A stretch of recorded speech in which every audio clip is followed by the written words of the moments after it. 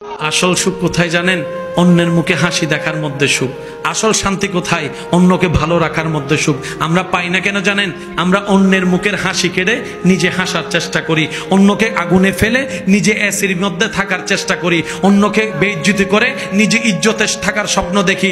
কখনো পাওয়া যাবে না, কখনো পাওয়া যাবে না। কারণ রবের বান্দাকে, রবের সৃষ্টিকে যে কষ্ট দিবে, রব তাকে কখনো ছাড়বে না, রব তাকে কখনো ছাড়বে না, রব তাকে কখনো ছাড়বে না। রব্বুল আলামিন অতীত বর্তমান সব জানার পরও হাসরের বিচার রেখেছেন।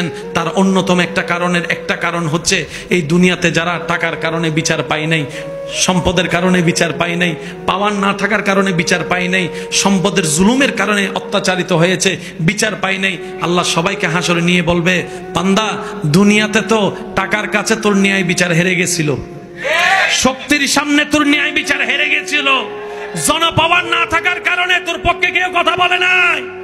ও বান্দা, হাসরে আনছি আমি, আল্লাহ আছি তোর পক্ষে, এবার আমি ন্যায় বিচার করেই দেখাবো। আল্লাহ আমাদের সবাইকে বুঝার তৌফিক দান করুক।